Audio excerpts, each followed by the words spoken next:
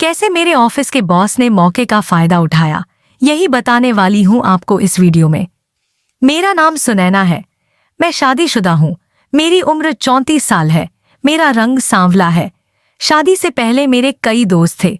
पहले मैं पढ़ाई पूरी होने के बाद घर पर ही रहा करती थी, पर अब जॉब करने लगी हूं। जॉब के लिए मुझे रोज सुबह कभी एलेटो से, कभी बस से सफर करना पड़ता था।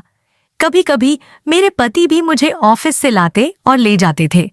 मैं जब भी एलेटो में बैठती थी, तब कई बार मेरे पैर बादू वाले के साथ टच हो जाते थे।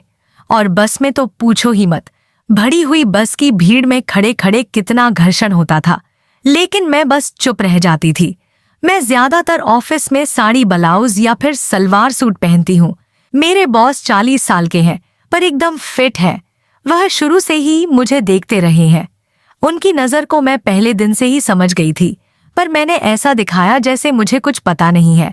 मेरा ऑफिस टाइम सुबह 10 बजे से शाम 5 बजे तक है, पर शाम को कभी कभी बॉस मुझे 6 बजे तक काम करने के लिए कहते, 7 बजे तक रुके रहने को कह देते थे।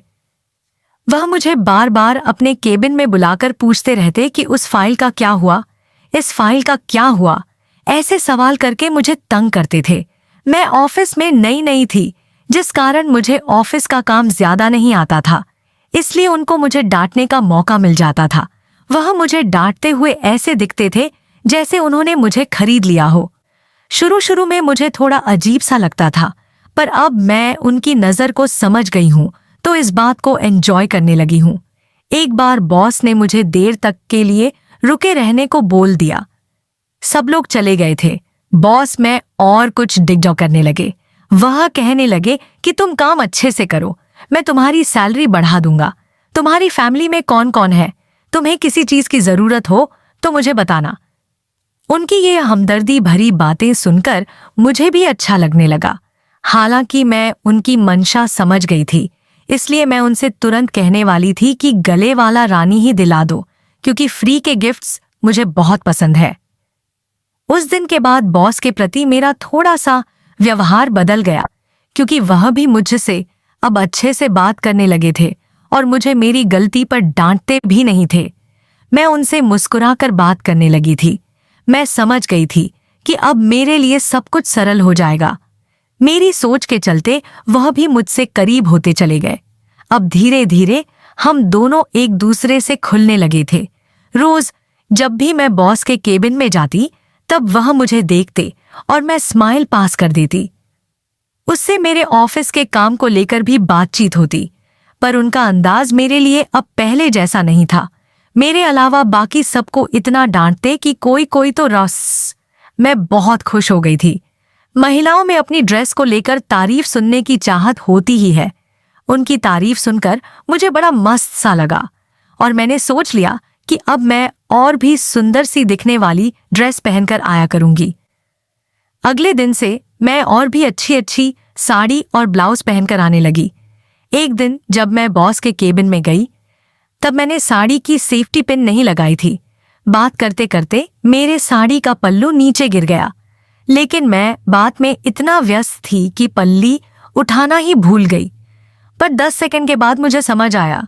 फिर मैंने तुरंत अपना पल्लू ठीक किया और उनकी तरफ देखा। वो मुस्कुरा रहे थे। मैं जल्दी ही संभल गई। शाम को उन्होंने मुझे रुकने को कह दिया, क्योंकि एक कस्टमर के साथ मीटिंग थी। मीटिंग काफी देर तक चली।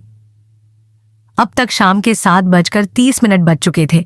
सब होने के बाद बॉस ने मुझसे कहा कि देर हो गई है, चलो मैं तुम्हें घर छोड़ देता हूं। मैं भी हाँ कह दी। फिर हम दोनों उनकी कार में बैठकर मेरे घर की तरफ निकल गए। अपार्टमेंट की पार्किंग में आने के बाद उन्होंने कार रोक दी।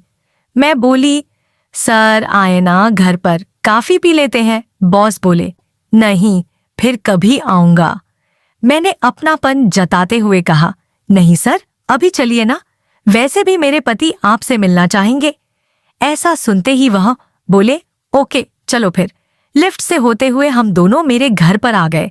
मेरे घर का दरवाजा लॉक था, तो मैंने चाबी लगाकर खोला और बॉस को अंदर बिठाया। फिर मैंने पति को कॉल किया तो जवाब मिला कि वह किसी काम की वजह से बाहर चले गए हैं, आने में थोड़ा ज्यादा टाइम लगेगा। अब मुझे बॉस को यह बताना था कि मेरे पति घर पर नहीं है और जिससे मिलवाने के लिए मैं बॉस को घर लेकर आई थी वह घर पर नहीं है। मैंने बॉस को बताया कि मेरे पति किसी काम से बाहर निकल गए हैं, उनको आने में कुछ ज्यादा टाइम लगेगा, तब तक मैं काफी बनाती हूं। मैंने देखा कि यह सुनकर उनके चेहरे पर एकदम से खुशी छा गई थी, जिससे मुझे उनके इरादे समझ आ गए और मेरे अंदर भी थोड़ी सी हलचल मचलने लगी थी। आज मौका अच्छा था। मैंने दरवाजा बंद किया और रसोई में आ गई। मुझे खुश होते और गेट बंद करते देखकर बॉस भी कुछ समझ गए। शायद उनको ये हरी झंडी जैसी लगी। मेरे रसोई में जाते ही वह भी मेरे पीछे पीछे रसोई में आ गए। मैं पीछे मुड़ी तो वह मेरे पीछे ही खड़े थे। मेरे दिल में आज बॉस को लेकर कोई घबराहट नहीं थी। मेरे होठों पर हल्की सी मुस्कान थी। मेरी स्माइल देखकर वह धीरे से मेरी तरफ बढ़े। मेरे दिल की धड़कनें तेज हो गई थी। बॉस मेरे करीब आकर खड़े हो गए और बोले, आज मैं तुम्हें कॉफी बनाकर पिलाता हूं।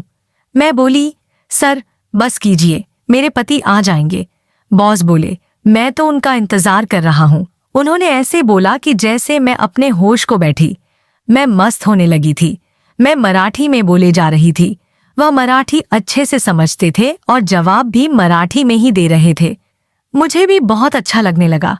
मैं मुस्कुरा उठी थी। मैं बहुत थक गई थी। मैं रसोई की सफाई करके काफी लेकर हाल में आ गई। काफी पीते हुए हम दोनों ने बात की। मैं बॉस को स्माइल दे रही थी। अब तक काफी देर हो गई थी पर मेरे पति नहीं आए थे। मैंने पति के ना आने की बात कही तो बॉस बोले, कोई बात नहीं, यह तो मेरे लिए अच्छा ही रहा। उससे मैं अगली बार मिल लूंगा। इसी बहाने मैं तुम्हारे घर पर दोबारा आ पाऊंगा। अब बॉस जाने लगे। जाते जाते उन्होंने मुझे धन्यवाद कहा। मैं बॉस को देखकर मुस्कुरा दी। मेरा उनसे दोस्ती करने का कोई कारण नहीं था, बस मेरा दिल किया और ये खेल कर दिया। इसके बाद मैं बॉस की चहेती बन गई थी। मैंने इस बात का पूरा ख्याल रखा कि ऑफिस में मेरी बदनामी न होने पाए।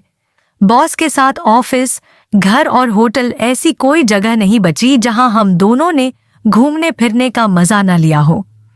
मैं ऑफिस में शाम को उनके केबिन में पहुंच जाती थी। उसके लिए मैं सबके सामने छुट्टी के समय निकल जाती थी और फिर सबके जाने के बाद फिर से केबिन में चली जाती थी। अपने घर में भी मैंने कई बार बॉस को बुलाया। बॉस ने मुझे कई बार अपनी कार में भी घुमाया। मतलब जब भी हम दोनों को मौका मिलता, थोड़ी देर के लिए ही सही पर मिल लेते थे। मुझे जब प्रमोशन मिला तो मैं बहुत खुश थी।